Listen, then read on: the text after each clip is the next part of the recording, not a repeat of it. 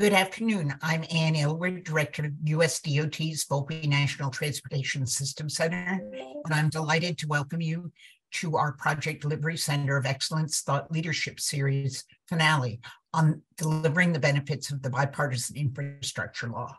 It is my pleasure to welcome you to this special session commemorating the second anniversary of the landmark Bipartisan Infrastructure Law, and to introduce our distinguished speakers, Deputy Secretary of Transportation Polly Trottenberg, Maryland Governor Wes Moore, Dr. Thomas Nisalke, Assistant General Manager of Planning and Development at the Hartsfield-Jackson Atlanta International Airport, and Dr. Christopher Pochalski, Director of Policy and Strategic Initiatives in the City of Philadelphia's Office of Transportation, Infrastructure, and Sustainability. I'd like to thank all of the wonderful speakers who have lent their voices to this series, and also to all of you who have registered and joined us in real time for our 8 events. There were over 3,700 registrants for the series and 2,400 unique attendees at our live events, our virtual live events, representing an extensive cross-section of our transportation enterprise, including representatives from the federal government, state and local agencies, the private sector, NPOs, academia, nonprofits, and tribal governments and other organizations. This included representatives from all 50 states, territorial governments, the District of Columbia, and over a dozen tribal governments or organizations. The series was also global in reach, with representatives linking in from 24 countries. It's amazing what we can do in this age of virtual and virtual technology and the internet. So at this time, we will hear a special message from our U.S. Deputy Secretary of Transportation, Polly Trottenberg. Hello, I'm Deputy Secretary Polly Trottenberg, and it's my pleasure to welcome you all to the final installment of our Thought Leadership Series on delivering President Biden's historic infrastructure package. I want to thank the team at Volpe, including Ann Aylward, and at the Project Delivery Center of Excellence in particular, for organizing this fantastic series. We've been lucky enough to host luminaries from across different sectors and industries, and today is no exception. So thank you to Governor Wes Moore, Dr. Christopher Pochalski, and Dr. Thomas Nisalke for joining us today to share your wisdom and expertise. 2 years ago today, President Biden signed the Infrastructure Investment and Jobs Act into law. That by itself is a historic accomplishment, something elected leaders talked about for decades without ever accomplishing.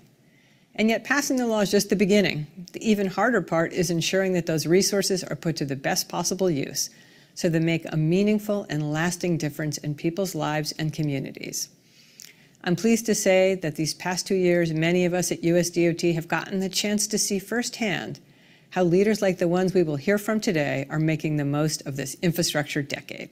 Earlier this year, I joined Vice President Kamala Harris to announce our investment in the Arlen D. Williams Memorial Bridge Project, or what we DC locals call the 14th Street Bridge. Investments like this fund the repairs of bridges that serve crucial transportation and economic connections to our communities. And these investments also create good-paying union jobs for the people and communities that need them the most. There are already some 47,000 projects like these underway across the country. The challenge now is delivering them on task, on time, and on budget. That's where the Center of Excellence comes in. Because despite the challenges of project delivery all across the country, they're powerful examples of communities doing it right, delivering projects that make our country safer, cleaner, more equitable, more resilient, more sustainable, and more prosperous for all. The Center of Excellence's role is to lift up these examples so that we can all learn from these best practices. In the months and years ahead, the Center of Excellence will continue to help leaders exchange ideas, share knowledge, and learn from each other through conversations like the one we'll have today, so we can continue the generational work of rebuilding American infrastructure. Thank you, and I hope you enjoy the rest of this event. We greatly appreciate the Deputy Secretary's leadership and support of the new Project Delivery Center of Excellence and of this series. It's now my honor to introduce Wes Moore, Governor of the state of Maryland. He's Maryland's first Black governor in the state's 246-year history, and just the 3rd African-American governor elected in the history of the United States. Governor Moore also served as CEO of the Robin Hood Foundation, During his tenure, the foundation distributed over $600 million towards lifting families out of poverty. Previously, the governor built and launched a Baltimore-based business called Bridge EDU, which reinvented the freshman year of college for underserved students to increase their likelihood of long-term success. He also served as a White House fellow, advising on issues of national security and international relations. He earned his bachelor's degree in international relations and economics at Johns Hopkins University in Baltimore, and was the first Black Rhodes Scholar in the history of the university.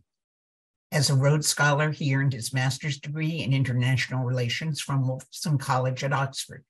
The governor will deliver brief remarks and then respond to your questions. If you have questions, I encourage you to enter them into the question and answer box during the course of his remarks.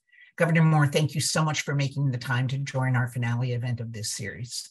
Thank you, Madam Director, and congratulations, and thank you all. And I'm really excited, and I want to say thank you to the entire Biden administration and the entire U.S. Department of Transportation for inviting me just to share a few words, and also to give a sincere thanks, because when I got invited to speak, that I knew I had to show up, because when it comes to showing up, DOT has always been there for Maryland again and again and again. You all define what it means to show up. And so I'm excited to be here with you today, where we're literally just a couple of days ago. I was in Baltimore with Secretary Sue and Mitch Landrieu. We were there to discuss how we were going to ensure that the projects that were created from the bipartisan infrastructure law were going to go towards supporting good paying union jobs that employ folks from within our communities, and how just the announcements that we had there, we knew would be worth thousands of jobs for not just folks in Maryland, but specifically folks in Baltimore. That we were there to celebrate the fact that this is a moment where our state and the federal government and the Biden administration, that we're moving in partnership. And it's partnership that really makes the difference in our work. And, we said that from our earliest days of inauguration about 10 months ago, almost 11 months ago now. And we're proud that partnership produces progress. And, we see now in Maryland, we have the lowest unemployment rate in the entire country. That in our state, we have jumped 20 slots in our ranking of economic momentum. And that's just in the matter of these past 11 months. That we're making the very obvious and frankly, the very intentional choice to actually believe in Baltimore City again. Because in order for this to be Maryland's decade, it means it has to be Baltimore's time. And that means investing in the Frederick Douglass Tunnel. That means investing in the Port of Baltimore. That means investing in broadband and mass transit like we have here in the Red Line, which is going to be a generational east-west transit line that's taking place within the Baltimore region. The reason I bring all those up, and the reason I'm incredibly proud of all those things, and why it really does epitomize why this conversation is so important, is everything I just mentioned that none of those things would be possible if it were not for the partnership we have with the Biden administration. Because all of you and President Biden and his entire team, they're not just delivering historic progress, they're delivering historic progress through partnership. That the Biden administration is really proving that government can actually do big things again. And we're seeing the results here in the state of Maryland, because frankly, Maryland is again showing that we can do big things again. But the only way you're going to get big things done is by listening and by collaborating. And you really don't need to look any further than the bipartisan infrastructure law to see what that actually looks like in practice. Where, we mentioned before the Frederick Douglass Tunnel and the importance of that being able to connect Baltimore City with the rest of the country. That tunnel is the single largest choke point along the Amtrak Northeast Corridor. I mean, it causes constant delays for over 24,000 passengers who go through it daily. And the Biden administration in our first weeks announced that it was investing $4.7 billion to renovate the tunnel so we can get Amtrak actually moving again. That's going to have significant impacts on our environment when we can actually have mass transit projects that are moving individuals and freight faster. It's going to have incredible psychological impacts when people know that you can actually get to places on time. and reliably. It's going to have an impact on the real estate and the areas around the train station, because now you're just presenting additional options where people can live and know that it can actually stretch out where they can live and still get to where their employment is in a quick period of time. But here's the other thing that it's going to do is that tunnel replacement is expected to generate 30,000 jobs. And that includes 20,000 direct construction jobs, most of which do not require a college degree. This is crucial for us. And because what we've seen for the Biden administration is that, he could have announced those jobs and called it a day. He could have said to us, well, here are the jobs and wish you the best of luck. But that's not how this administration moves. The Biden administration really does recognize that it's not enough to create good jobs. We need to create good paying union jobs with high labor standards and that actually supports job training. And which really brings us back to the thing that we were announcing on Monday in Baltimore, where just a few months ago, the White House announced that Baltimore is now one of 5 workforce hubs in the nation. And on Monday, we were gathering to talk about the designation, to talk about what it's going to mean, about its commitment to add diverse and skilled workforce that can actually meet the demands. And we see why also that's important, where in our administration, we said, we have some of the best 4-year colleges in America here in the state of Maryland. And that's a fact that we're very, very proud of. But we are going to end this myth that every single one of our students need to attend one of them in order to be economically successful. It's not the path for every student. And it shouldn't have to be the path for every student.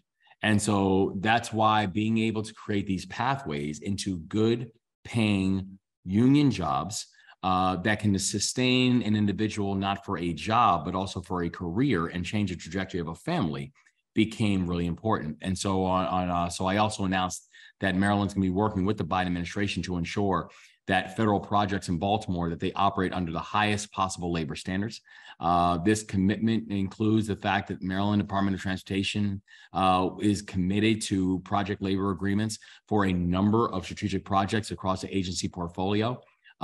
This is what we mean by partnership, is that we move in collaboration, is that we coordinate, because we know when we can do that, it's going to produce the biggest results and the best results for the people who are on the ground.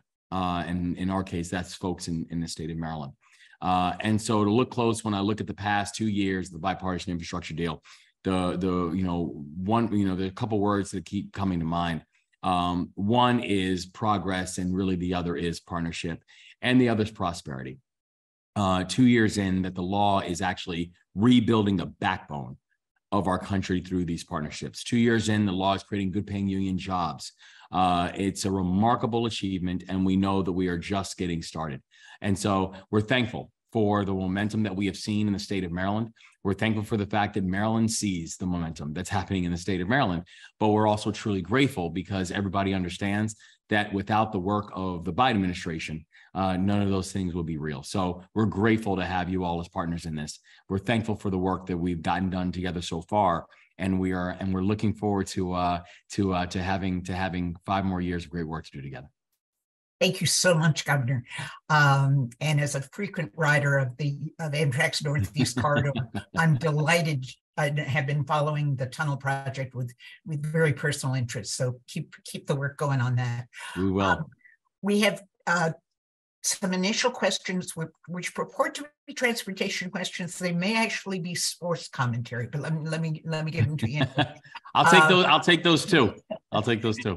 The first is from Roger Cohen. He asks, given the erosion of transportation dedicated revenues by construction inflation, higher vehicle mileage, and the EV transition, what is the future of transportation funding in Maryland and similar states with ambitious infrastructure and mobility aspirations? And congratulations on the Orioles' great season.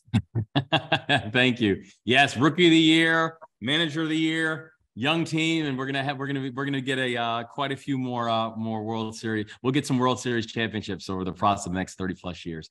But great question, Roger, on the transportation dedicated revenues, because you are right. There's a few elements that Maryland has that in some ways are unique, but also all things that we have to very strongly consider. One is how we think about the funding of a lot of these transportation projects. We've been very fortunate that we've had, great partnership with the Biden administration. But we also knew coming into our earliest days that we had to be able to focus on infrastructure. We had to be able to focus on transportation. And so in our first budget, we actually decided to allocate capital that was exclusively focused on these types of issues, where we ended up actually taking $100 million from balance sheet and actually putting it and reserving it, going towards transportation assets and transportation bills. Right now, one of the first bills that actually I signed and we got passed is actually a commission that's looking at how do we continue to think about the future of funding a lot of our transportation projects, knowing that oftentimes in our state that it does rely on things like whether it is gas taxes and things along those lines, and we want to be clear that that we do not want to build our transportation future, especially on things that end up being excessively regressive and have a higher impact on working class families, and also considering what does become the role of different revenue options that we have on board, especially when you consider that for the past 8 years, there really has not been an investment in this. And specifically when it's talking about, mass transit projects where we put more projects online, but we have not come with the long-term, ability to be able to fund them. And so we're working very closely.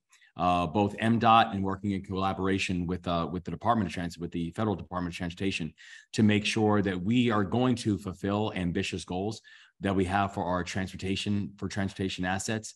Yet at the same time, knowing that we have to be able to do it in a financially sustainable and a financially smart way. And by the way, you brought up EV transitions, and that includes EV transitions as well, because we also signed up for the state to sign up under Clean Cars 2, and so we want to make sure that we are smartly and efficiently and effectively making that transition to EVs inside of the state of Maryland. But again, just know that we have to be able to have a balance sheet that continues to match our ambitions, and so those are some of the things that we've been really focused on in our first year of office.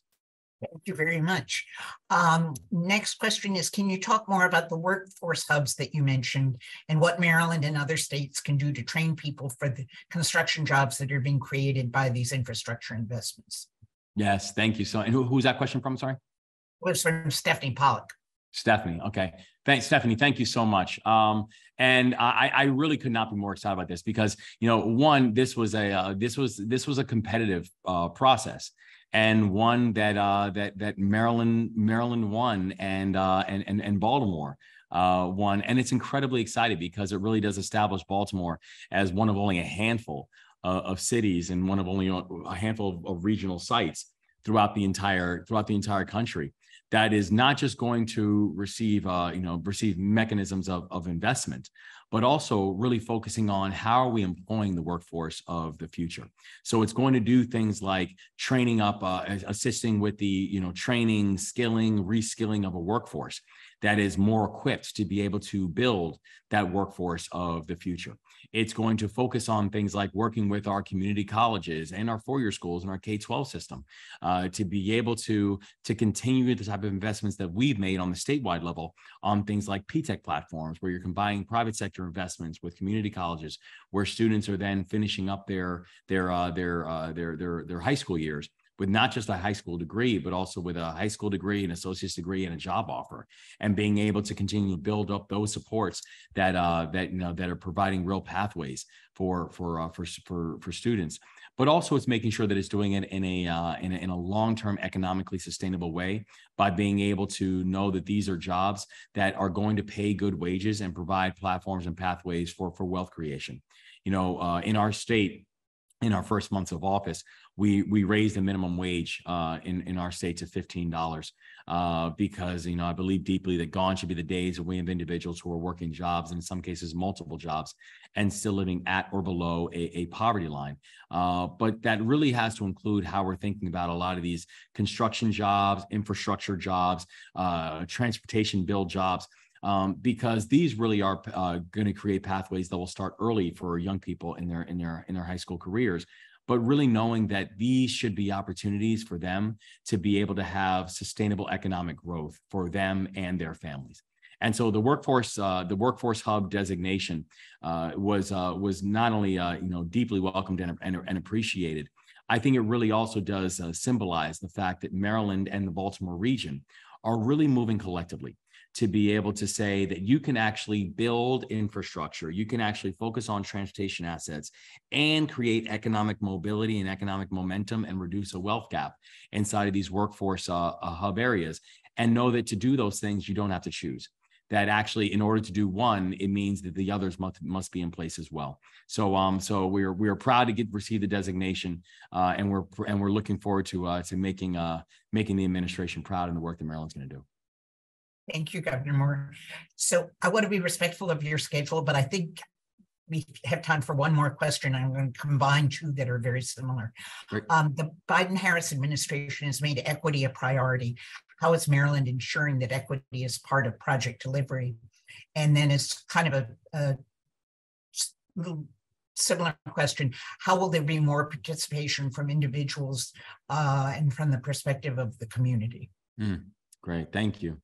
Thank you for both of those questions. And I'm so grateful that the Biden-Harris administration has made equity a priority. And I love the way it's also being thought about and framed, because making equity a priority is not about helping a group. Making equity a priority is about how are you helping the larger economic flow of society. I think about things like, and we've made a real priority in our administration of addressing the racial wealth gap. And I tell people that's not because that the racial wealth gap has hurt a group.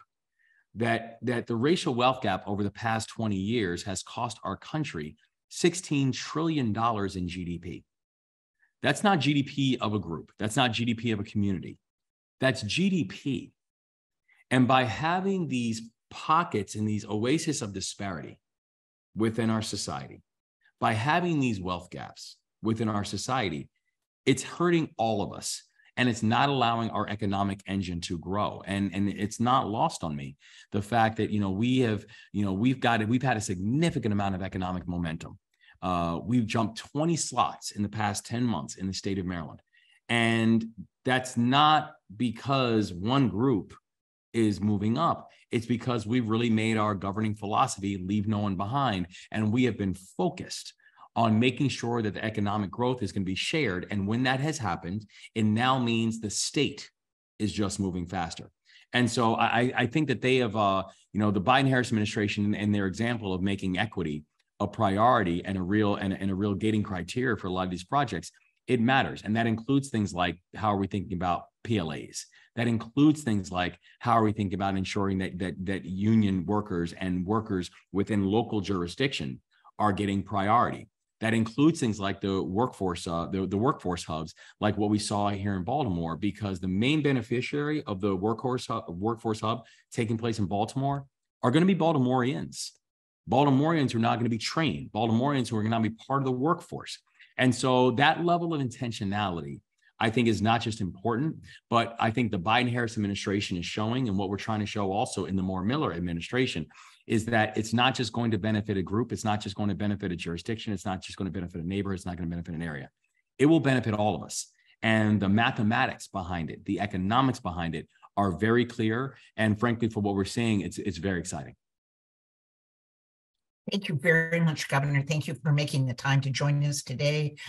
Good luck with your administration. Good luck with what you're doing in Maryland. And I'd like to thank the folks whose questions I wasn't able to get to. They were great questions, and my apologies. I would observe that a number of them are cheering for both the Ravens and the Orioles. So, as we all are. And if I didn't answer your question, come to Maryland, move to Maryland if you're not here already, and I can answer them in person. Hey, thank you very much for your time. Have a great afternoon. Thanks, Madam Director. Thanks, everybody. So that was truly an inspiring presentation, and I feel very lucky that the governor was able to join us. It's now my pleasure to introduce Dr. Thomas Nasalki. With more than 2 decades of experience at Hartsfield-Jackson Atlanta International Airport, Tom is the Assistant General Manager of Planning and Development. He oversees the planning, design, and construction of ATL Next, the airport's 20-year multi-billion-dollar capital improvement program. He's also responsible for all airport planning and the airport's environmental compliance programs, federal grants, and regulation compliance. He has previously held leadership positions in the Department of Aviation and began his career performing airfield and airspace computer modeling. Tom, the floor is all yours. Well, thank you. Greetings from Hartsfield-Jackson Atlanta International Airport down here in Atlanta. We're the world's busiest airport again. This year we'll do approximately 104 million passengers through the facility. It averages, on an average day, about 285,000 passengers per day. On a busier day, about 325,000 passengers running through the airport. I'm here to present on our Concourse D widening project. We're very fortunate that we received a $40 million BIL grant through the Department of Transportation and the FAA. And just wanted to go ahead and tell you a little about our project and our airport. So we can go to the next slide, please. Okay, so we have an aerial photo here of Hartsfield-Jackson, just to give a little orientation and a little context. Like I said, world's busiest airport. We've got 5 runways. We have 2 terminals, the domestic terminal on the west end of the central passenger terminal complex and the international terminal on the east end. In between, we have 7 concourses that have 196 passenger boarding bridges. That's what I'm going to call a gate, is an aircraft parking position with a boarding bridge. Like I said, we have 5 runways and we have 2 end-around taxiways. So then, that sounds like a lot of facility. You should be able to handle 100 million passengers to that place easily, shouldn't you? Well, it's still very challenging. And so why do we need to widen Concourse D? Well, when we look at the other concourses, and Concourse D is shown, it got 2 rectangles here on the aerial photo. Concourse D is outlined by the big rectangle. The 4 concourses to the left of it, or to the west, are concourses T. That's a single loaded concourse. That's 52 feet wide. So that doesn't really count here as a comparison. But concourses A, B, and C are all 90 feet wide. Concourse D is only 60 feet wide. And the 2 concourses to the east of it, to the right, are concourses E and F. They're much wider. When the Central Passenger Terminal Complex was opened in 1980, you had 2 big tenants, Delta and Eastern Airlines. They were in concourses A, B, and C. The other spoke carriers were in Concourse D. They didn't want to contribute as much to the development of the concourse, so they opted to go with a 60-foot wide concourse, which back in the early 80s was fine for 727s, first generation 737s, DC-9s, et cetera. But over time, as aircraft have gotten bigger, and of course, more people going through the facility, that 60-foot wide concourse just doesn't cut it anymore. It's extremely cramped. If you've ever been through Concourse D, I'd like to think there are a number of people on the presentation here on the call that have been through Concourse D. You know that it's a very tight concourse. And so because it is so tight, and so that means its hold rooms are undersized, concessions are undersized, restrooms are undersized, it's just undersized all the way around. We decided we need to enhance customer service. That's very important to us. And so we're going to widen the concourse from 60 to 99 feet. If we can go to the next slide, please. So just real quickly, we've got two plan views of Concourse D. The upper plan view is what we have currently. So it's, like I said, it's 60 feet wide. It's approximately 2,100 feet long, and it's got 40 gates. It's got a mix of what we call Group 2 and Group 3 aircraft. Group 2 aircraft are basically your regional jet family. Group 3 airplanes are your 737, A320 family airplanes. And so what we're going to do is we're going to widen the concourse and actually lengthen it a little bit. But this may sound contradictory. We're actually going to go from 40 gates down to 34. Now, how do you call that an advantage? Because what we're going to do is get the space programming the way we want it, so that we can actually accommodate 34 Group 3 airplanes. So all gates will be able to accommodate, again, that 737, A320 family of aircraft.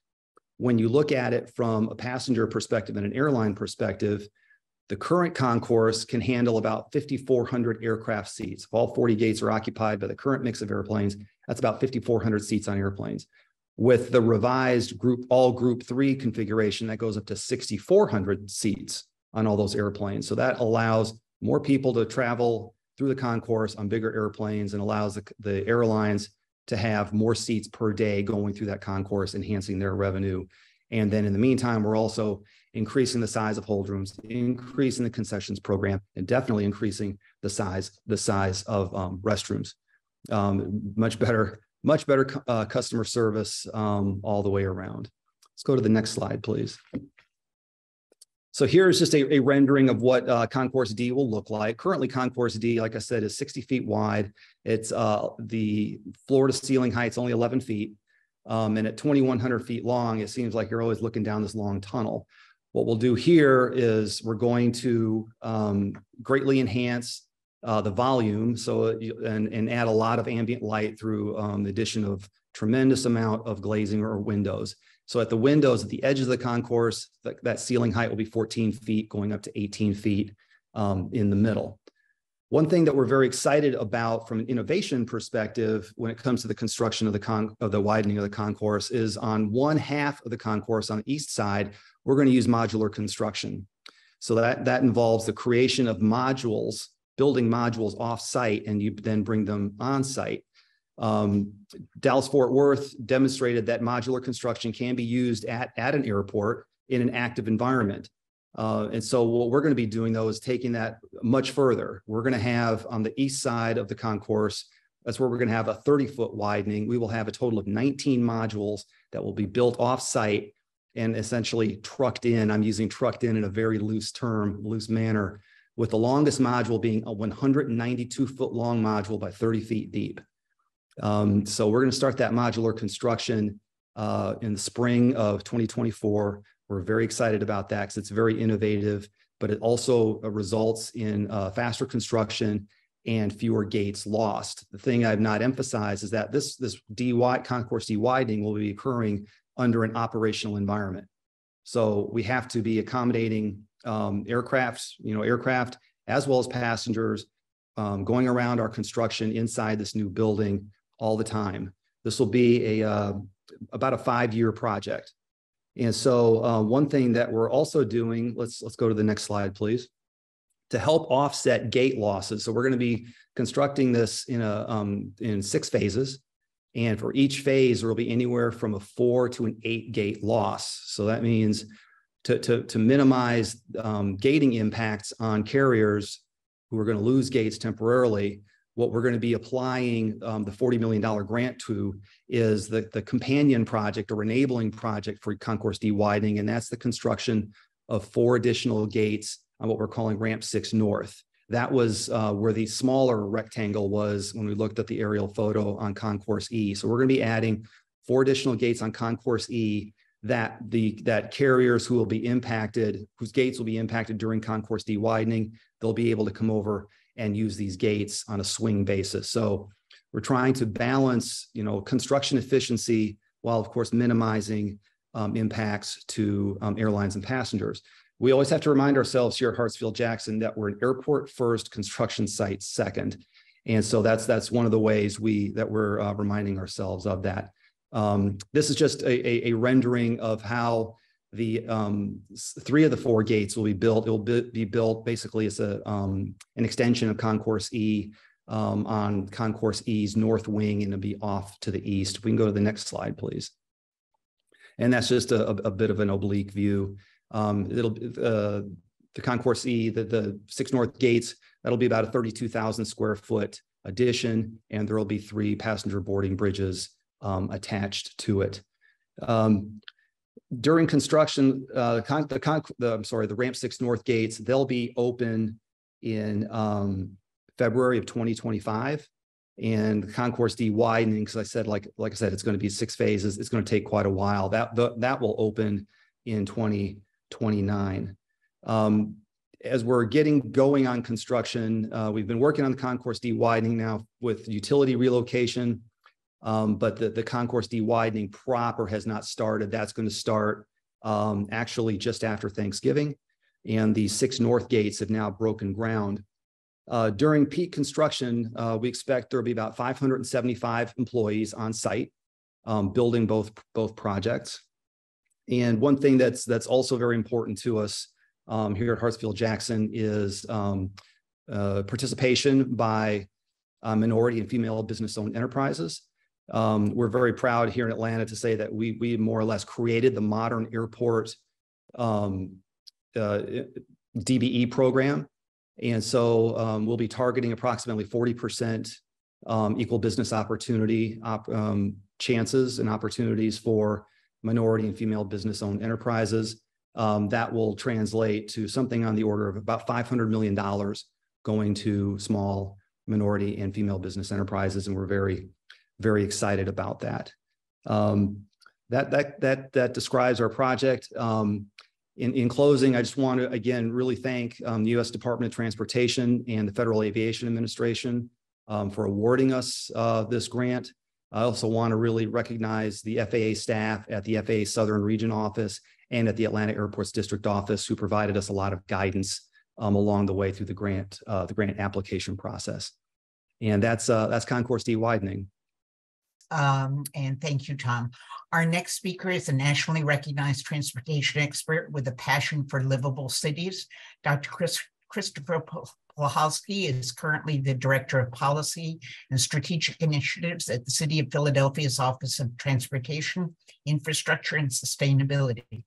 His previous experience includes designing engines for the Ford Motor Company, consulting on transportation issues, teaching and advising at the University of Pennsylvania and the University of Waterloo, and serving the Greater Philadelphia region as Director of Transportation Planning at the Delaware Valley Regional Planning Commission, which I'm sure many of you know is a national leader in regional planning commissions. Chris also served on advisory panels for the Federal Highway Administration and the Federal Transit Administration. So Chris, you're up. Great. Thank you so much for inviting me to speak to you today. I'm going to talk about a project that the city applied for and was awarded a mega grant for Roosevelt Boulevard. I'm going to talk a little bit about Roosevelt Boulevard, where it is, and what the project is. So could you go to the next slide? So if you're not familiar with Philadelphia, I'm going to just orient you a little bit. The gray there is an outline of the city of Philadelphia, and the blue line shows us the Roosevelt Boulevard. It runs through Northeast Philadelphia, which, if you've never been there, is an amazing place, incredibly diverse. If you're familiar with New York, think Queens, New York. You've got people from everywhere that live in the Northeast, and it has some of the best food around. The southern part of the land uses around the southern part of the boulevard were developed pre-war, but the northern 2/3 were mostly developed post-war. They do have an auto-oriented flavor, but still more dense than most other cities in America. It's truly a unique facility. There's none to almost no facilities in the country like it. It's 12 miles long, and there are 12 lanes separated into inner and outer lanes, 3 each. It carries 40 to 90,000 cars a day. Before the pandemic, it carried about 100,000, and there's high transit ridership. That's all remarkable, would be interesting, but the real reason we're doing this study is because of the safety record on Roosevelt Boulevard. It is, or at least it was until we started making improvements, the most dangerous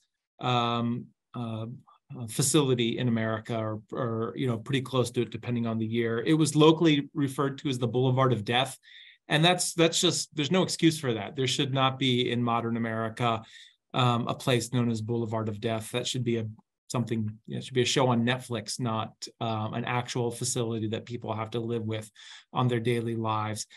As the slide says, an enormous number of fatalities every year, and an enormous percentage of the total fatalities in Philadelphia were on Roosevelt Boulevard. So we knew we needed to do something, and we've known we needed to do something for a long time, but it's been hard to get the city and the region together on exactly what that something was. Could you go to the next slide? So I'll give you 2 examples here that show the context. So I think the first thing to note is, if you look just off of the boulevard, off of the transportation on the north side there, you see the dense twin and row home land uses that surround the boulevard. Those generate not only a large number of vehicle trips, but a large number of pedestrian and transit trips also. And the boulevard has not done a good job accommodating them. The boulevard, as we said when we were starting this study, is it doesn't work for anybody. It doesn't work for people who are driving, people who are walking, people who are biking, people who live near it, people who are taking the bus. The other thing to note here is the pedestrian crossing distance. It's too long. It would take people up to 4 different signal phases to get all the way across the boulevard. Not every intersection is this bad. There's a skew here that's making it bad, but just this example at 365 feet, that's longer than a football field. That's longer than a soccer field, a rugby pitch. It's a decent home run at many parks across the country in baseball. So it's too long, and we knew we needed to make it shorter and improve the safety for pedestrians of that crossing. And you see on the a clip from a news article, you see pedestrians waiting, all types of areas as they're trying to get across the facility, just because there's not a great place. And what we've seen too often, not only here in Philadelphia and in Pennsylvania, but across the country, is that when we don't give people a safe legal place to cross, they will try to cross where they can or where it makes sense to them, often with disastrous results. So we knew we needed to do something. There's a long history of failed planning on the boulevard, so we needed to try a different approach. Could you go to the next slide here? So even though we got this mega grant and from the federal government, we actually started the work earlier. We started the work around 2016. This was just a few years after the latest, really grand vision for the boulevard kind of fell apart about 15 or 20 years ago. There was plans for, significant transit investment, et cetera, and it just didn't come together. And so a lot of folks would be prone to giving up at this point, but the need was so great that we knew we couldn't give up on this facility. We applied for a Tiger grant, so the predecessor of RAISE, and we got a grant that, together with funding from the city, SEPTA, and PennDOT, we were able to put $5 million together to do this.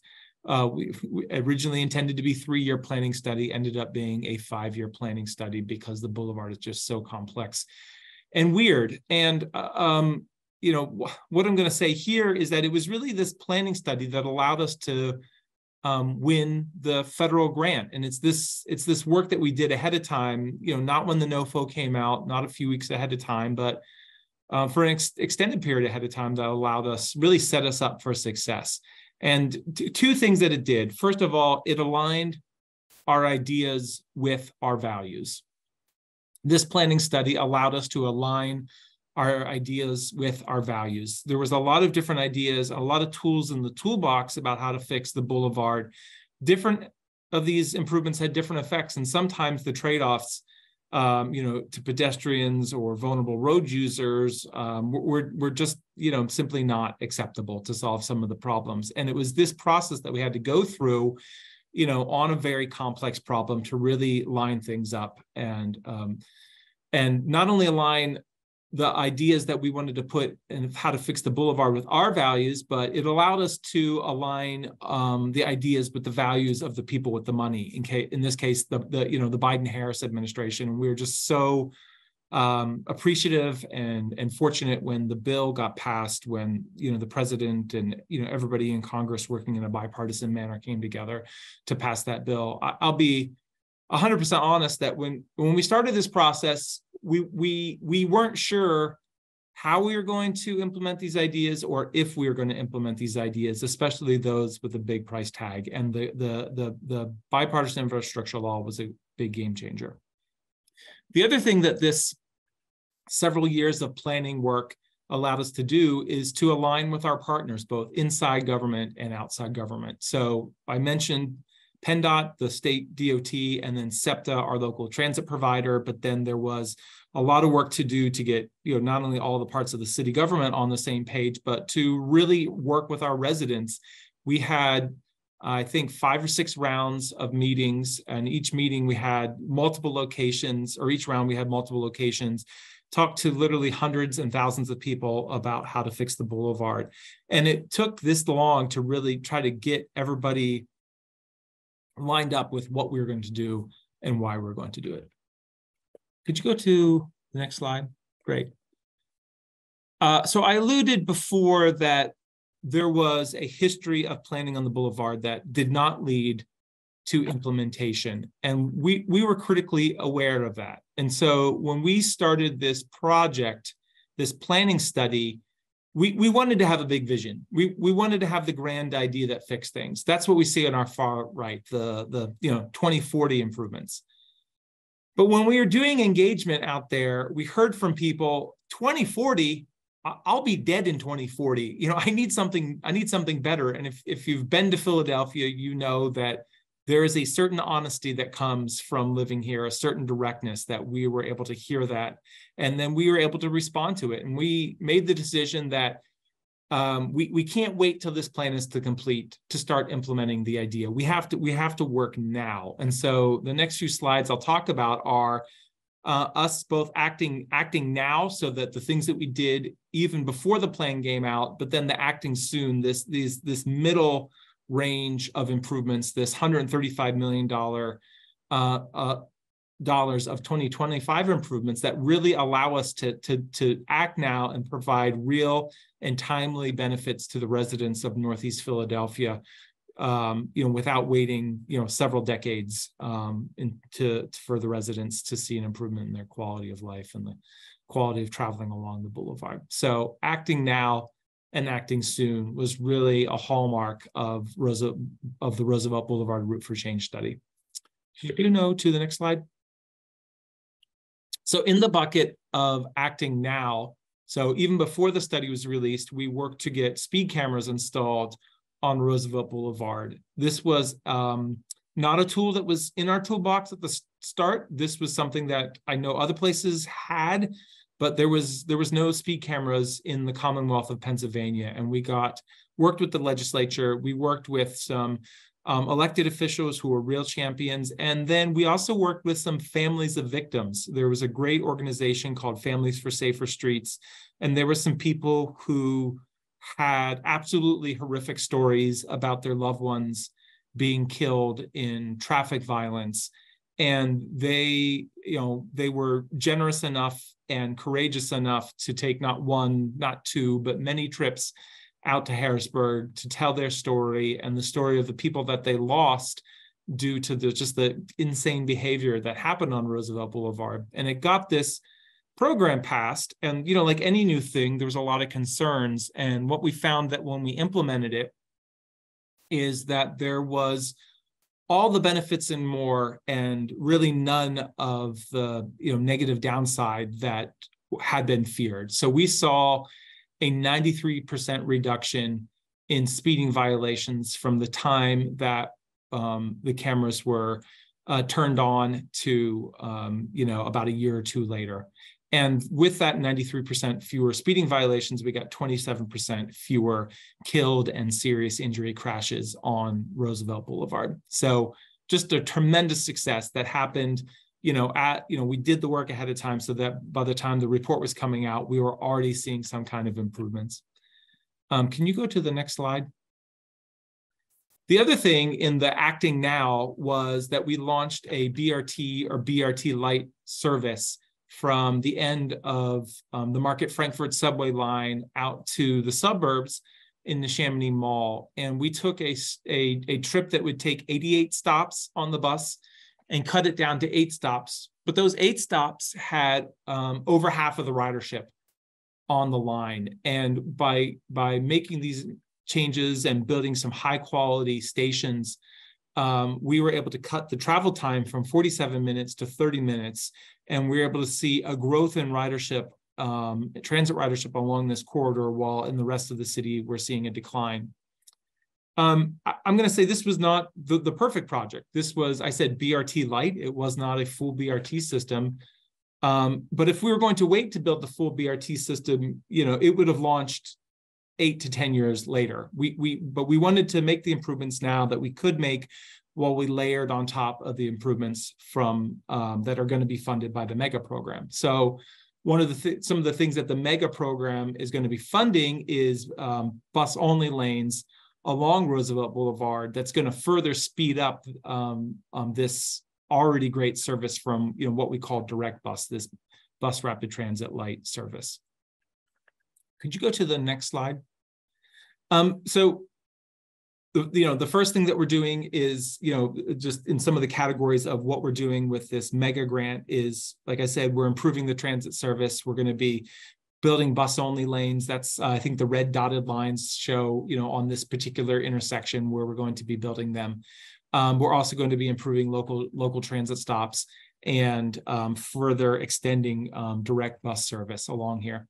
What we're also doing is realigning some really problematic intersections. You see some, high view sketch. This is called the S curve at Summerdale and Adams along the boulevard. Again, just a terrible intersection, poorly designed, very dangerous for everybody. And we, before we even finished the report, we started moving this project into the engineering phase so that it's going to be one of the first projects that gets delivered in this 2025 series of improvements, reducing pedestrian crossing times and distance, improving transit options at this difficult place. And it goes in line with a bunch of other city investments, just to where number 2 is going to be a new health center in an area that really doesn't have access to good healthcare options for especially low-income people. So we're layering on the transit investments with other city investments to improve people's health and wellness. Could you go to the next slide? So, just to repeat, some of the improvements that we're going to see all up and down the boulevard are really focusing on pedestrian safety in a corridor that's really dominated by automobiles. So we're going to take the crossings from 4 cycles down to at most 2 cycles so that pedestrians can safely cross the boulevard, shortening them up, upgrading them, eliminating sidewalk gaps, and improving bus service. So we're really excited that we can finally move forward with this dream of improving the Roosevelt Boulevard and turn into something that really honors, Teddy Roosevelt and his achievements, and is not known as the Boulevard of Death or the most dangerous street in America. Could you go to the final slide that I have? So one of the things that we know is that the transportation or the infrastructure improvements have direct value, but for a lot of residents, it's the jobs and it's the generational wealth that's going to be created. So that's why this project is not just about the work that's going to be done. It's about who is going to do the work and making sure Philadelphia residents can not only participate in some of the existing on-the-job training, but that we are putting them on a path, to echo some of the comments that the governor said, to a union card. We're putting them on a pathway to a career. What we've seen after the pandemic is that people are not necessarily showing up to our storefront career centers. So what we are doing as part of this project is working with Philadelphia Works, that's our local workforce development board, and making sure we are providing pathways for job seekers. That includes not waiting for them to come to us, but us going to them. So door-to-door outreach in disadvantaged neighborhoods, knocking on doors, trying to seek people in 14 different zip codes, and try to let them know that there's opportunity. It's not just that they're going to get a nicer, better, safer street, a better bus journey, but they can really have a pathway, if they're not already there, to the middle class.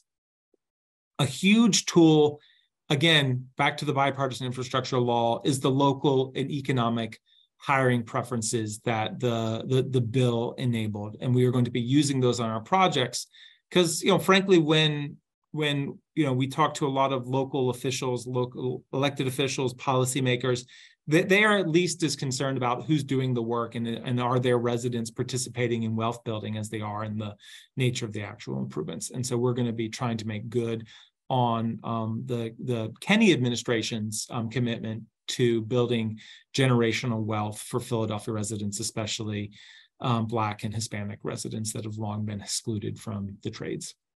I think that's it for my slides. Thank you very much, Chris, and to Tom for 2 terrific presentations of real-world projects. We have just a minute for questions, so I'm going to put the same question to the two of you. And Tom, maybe if you would start, and Chris, if you would wrap up. On both of these important bill-funded projects, your progress is commendable, so congratulations. The Boulevard of Death is a horrifying description of a road, but I've driven it, and I think, it's probably an apt description. But at this point in your ongoing efforts, what do you think is your most important lesson learned related to project delivery? Recognizing that you're delivering each of these projects in an environment where you can't shut down the operation of the Atlanta Airport or Roosevelt Boulevard. What's your lesson learned? So our most important lesson learned is selecting the appropriate construction delivery method. So for example, on the Ramp 6 North Gates, that's design, bid, build.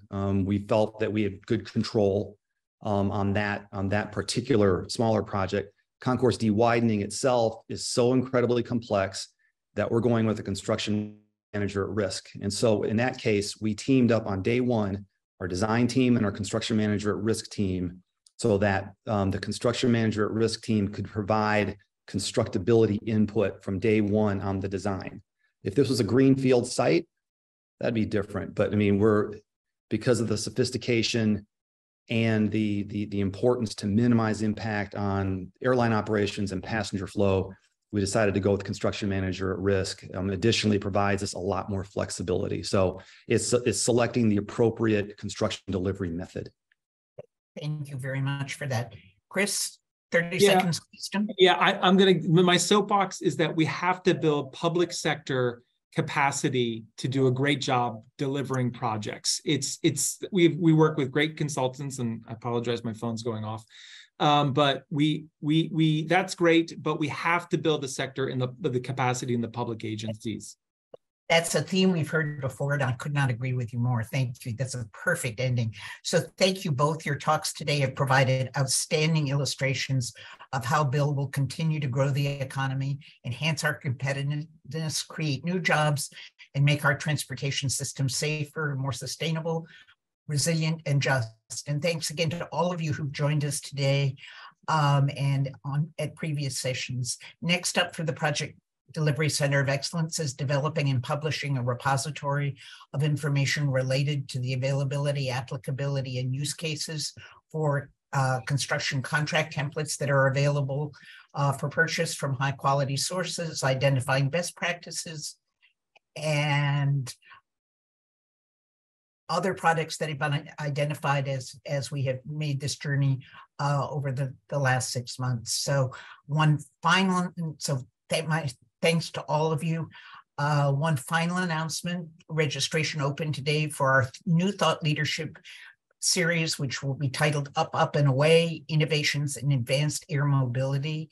The Volpe Center will be hosting this series in partnership with the FAA and in collaboration with the Office of the Secretary. The registration link is in the chat, so we hope to see you there. Have a great afternoon. Thank you for your interest and stay tuned. And again, my thanks to our terrific speakers. Keep up the good work.